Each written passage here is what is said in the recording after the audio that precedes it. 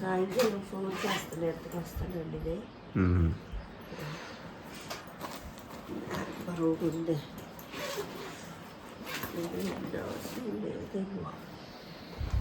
అసలైనా తీసేయచ్చు కదా. ఎక్కువ చేయలేదు, ఇంకా పట్టుకుంటాను. 2 వదిలేదా బరువు తగ్గుతుంది.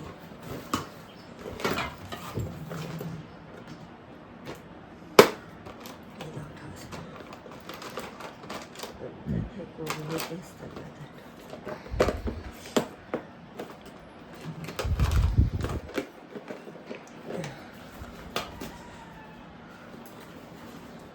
కొంత బరువులు తగ్గుతుంది.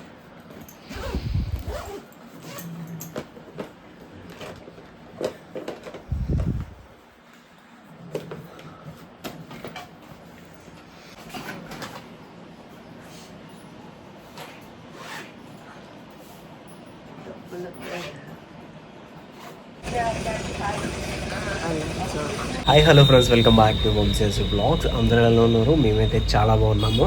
సో ఇప్పుడే బ్లాగ్ అనేది స్టార్ట్ చేశాను. టైం వచ్చి 10:11 అవుతుంది.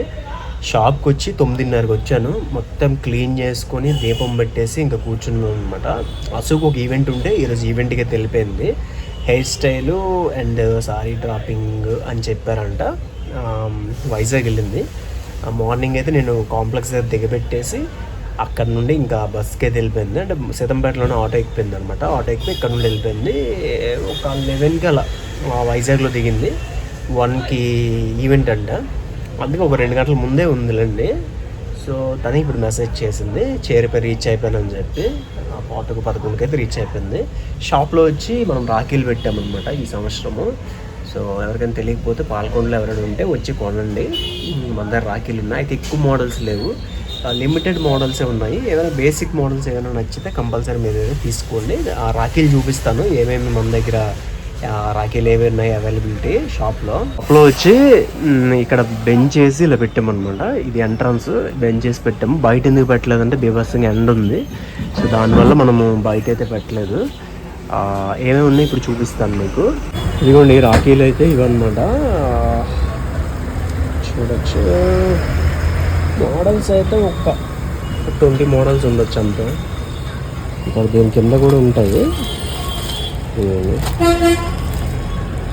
ఇందులో ఉన్నాయి ఇంకా 20-30 మోడల్స్ ఉండొచ్చు. సో ఈ రకాలు ఉన్నాయి. సో అదనమాట. ఇప్పుడే కస్టమర్ వచ్చారు. అంటే మా క్లాస్మేట్ సిస్టర్ అవుతుంది. ఆ సిస్టర్ వచ్చి ఒక గిఫ్ట్ అయితే తీసుకున్నారు అనమాట. సో మొత్తం ప్యాక్ చేశాను, అని చూపించాను. ప్యాక్ చేసేసి ఇంకా ఇస్తాను అనమాట. సో మొత్తం క్లీన్ చేసుకొని అన్నీ సెట్ చేసుకొని ఇంత టైం అయిందనమాట. 11:30 అయింది. ఇప్పుడు వచ్చిన 9:30కి వస్తే ఇప్పుడు ఇంకా కంప్లీట్ అయింది. ఫైనల్లీ అదనమాట.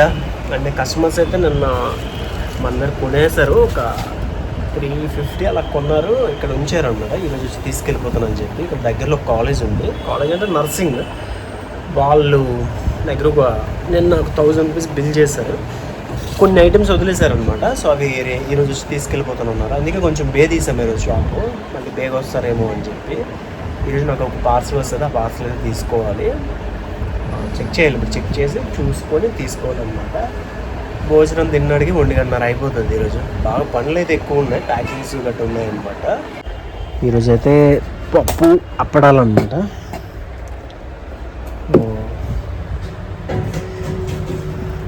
తినేద్దాం. ఇంకా అప్పడ అయితే ఒకటే తెచ్చాను. అప్పడమో సరిపోద్దా? చాలు, పప్పు ఉంది కదా సరిపోద్ది.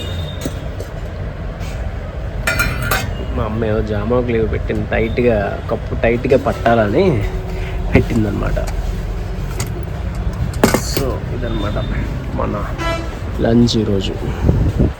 నీట్గా కలుపుకొని మామిడికాయ ముక్కలు ఏడ్ చేస్తారంటే ఎండాకాలం వస్తే పుల్లటి కొండ మామిడి కాయలు ఉంటాయి కదా, తొక్కలు తీసేసి ఎండబెడతారు అన్నమాట. ఎండబెట్టింది ఇలా పప్పులోని అలా వేస్తారు, డ్రై చేసింది. సో ములక్కాయ పప్పు, ఆనపకాయ పప్పు చేద్దాం అనుకుంది కానీ ఆనపకాయలు ఏమయ్యాయి అంటే ముదిరిపోయాయి అనమాట. సో దానివల్ల ఆనపకాయ పప్పు చేయలేదు. అసలు రాలేదు కదా, అందుకు ఇంకా అన్నం కొంచెం పెట్టింది, సరిపోతుంది, నాకైతే సరిపోతుంది. అన్నం నేను చాలా ఎక్కువ తింటున్నాను అని అంటున్నారు చాలామంది, బట్ మీరు ఎంత తింటారో ఒకసారి అయితే కామెంట్ పెట్టండి. నేనైతే ఇంత అన్నం మ్యాక్సిమం తినకపోతే తిన్నట్టే ఉండదు నాకు. ఇది అన్నం తినడానికి నాకు 10 నిమిషాలు చాలు, చాలా ఫాస్ట్గా తినేస్తాను నేను, అలా అలవాటు అయిపోయింది నాకైతే. పప్పు మాత్రం స్మెల్ మాత్రం బాగా వస్తుంది, చాలా బాగా వస్తుంది పప్పు, సూపర్. పప్పు టేస్ట్ మాత్రం ఎదిరిపోయింది. మా అమ్మ ఈ మామిడి ముక్కలు వేసింది కదా, ఈ ఫ్లేవర్ అంతా పప్పు పట్టింది, ములక్కాయ ఫ్లేవర్ పట్టింది, సూపర్ ఉంది టేస్ట్.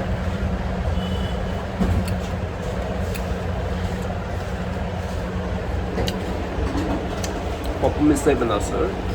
మధ్యాహ్నం అసలు కాంప్లెక్స్లో దిగి ఒక వెజ్ బిర్యానీ తిన్నదంట, వెజ్ బిర్యానీ తినేసి ఒక బనానా షేక్ తాగిందంట. ఈవినింగ్ వరకు పర్లేదు అన్నది. తనకి ఫీవర్ ఉంది, ఫీవర్ జలుబుగా ఉందన్నమాట. ఈవెంట్ ఎలా చేస్తుందో అర్థం కావట్లేదు, కాకపోతే ఖచ్చితంగా వెళ్ళాలి. అది ఒప్పేసుకుంది కాబట్టి మరి ఇంకెళ్ళాల్సి వస్తుంది.